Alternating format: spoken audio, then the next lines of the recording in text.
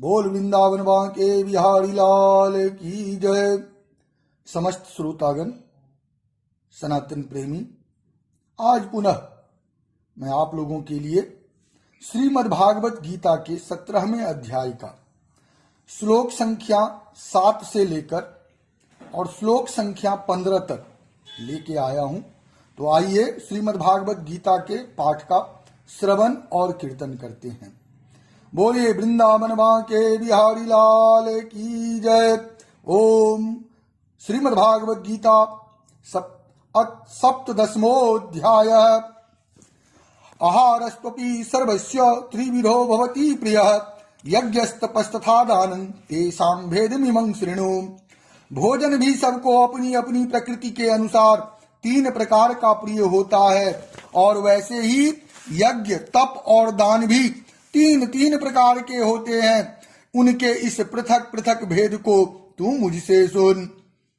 आयु, सत्व, बलारोग्य, सुख, प्रीति, विवर्धना, रस्या, स्निग्धा, स्थिरा, हृदया, आहारा, सात्विक, प्रिया।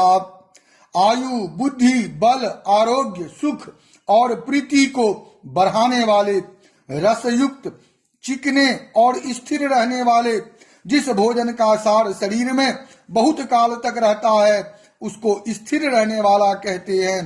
तथा स्वभाव से ही मन को प्रिय ऐसे आहार अर्थात भोजन करने के पदार्थ सात्विक पुरुष को प्रिय होते हैं। कट्वं मल्ल लवणात्युष्ण तीक्ष्ण रुक्ष विदाहिन आहारा राजसस्येष्टा दुख शोकमय प्रदाप।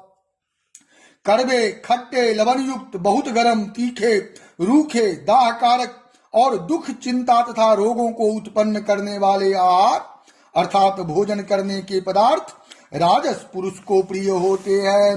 यात यामं गत रसं पूति पर्युषितं च यत् उच्छिष्टमपि चामेध्यं भोजनं तामसो प्रियम। जो भोजन अधपका, रस रहित, दुर्गंध युक्त, बासी और उच्छिष्ट है तथा जो अपवित्र भी है वह भोजन तामस पुरुष को प्रिय होता है। औपलांकांग भी क्षीभिर्यज्ञो विधि दृष्टो युज्यते यष्टव्य मेवति मनः समाधाय स सात्विकः। जो शास्त्र विधि से नियत यज्ञ करना ही कर्तव्य है, इस प्रकार मन को समाधान करके फल न चाहने वाले पुरुषों द्वारा किया जाता है वह सात्विक है। अभिसंधाय तु फलं दम्भार्थमपि चैव यत् इज्जते भरतश्रेष्ठं तं यज्ञं विद्धि राजसम्। परंतु हे अर्जुन, केवल दंभाचरण के लिए अथवा फल को भी दृष्टि में रखकर जो यज्ञ किया जाता है उस यज्ञ को तू राजस जान। विधिहीनं सृष्टानां मंत्रहीनं दक्षिणं श्रद्धा विरहितं यज्ञं तामसं परिचक्षते।